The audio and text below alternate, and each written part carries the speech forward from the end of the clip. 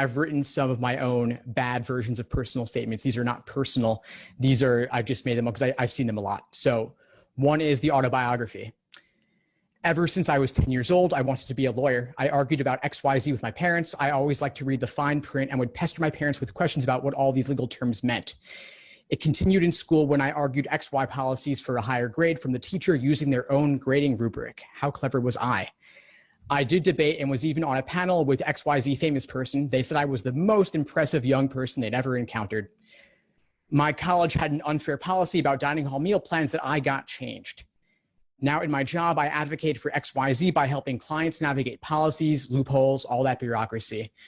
Most recently, when my parents had a hard time getting out of a cruise booking during COVID, I found the fine print that got them to give us a full refund of the deposit and everything.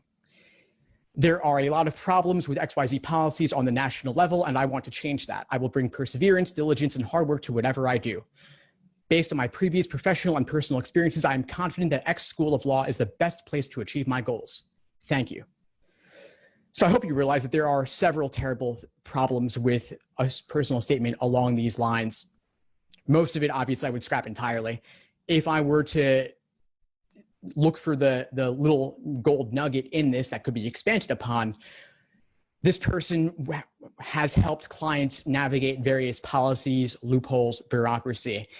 If this theoretical applicant could go deep on that, sharing some anecdotes, some examples, some real personal experiences and reflections on what they did in that line of work, that could have the makings of a decent personal statement. But you don't want to laundry list several things you've done. You don't want to talk about wanting to be a lawyer since you were the age of 10. That's not really something we should take seriously, especially not simply because you like to argue. So let's have real, meaningful, concrete experiences that you've done and highlight those, not talking about college dining hall meal plans or arguing with a teacher, and certainly don't brag. So that's one common trope I would really aim to stay away from. Travel. I never understood how much privilege I had until I went to X country for a semester or week or family trip.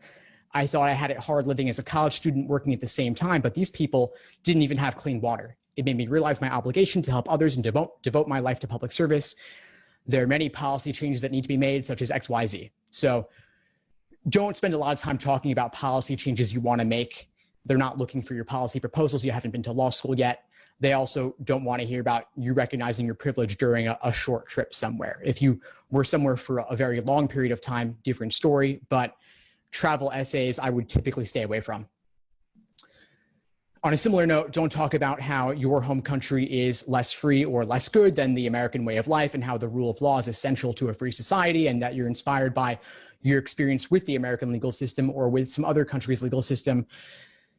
If they're in the US, they probably think there are some good things about the free society, democracy, all of that. And it's not personal at all. So if anybody could have written it and it's not particular to you, stay away. Anything about a low GPA or low LSAT score during the semester, either related to adjusting to college or COVID disruption or protests, police brutality, riots, Black Lives Matter activism, all of that, stay away from it. They're going to see 1,000 essays like that. And it's also not really a personal essay. It's talking about potentially why your GPA or your LSAT score suffered, maybe even due simply to the digital LSAT or LSAT Flex transition. I would think long and hard about writing one of these essays in general.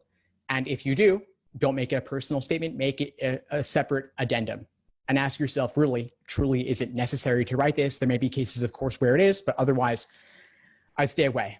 And finally, don't spend an essay talking only about a role model, someone you admire, XYZ person, you've always looked up to them, and whenever you've had a struggle, they've supported you and inspired you, and now you want to support others the exact same way, especially if you never even met them. Again, make it about you. Make it about you. It's the biggest thing I'll say there.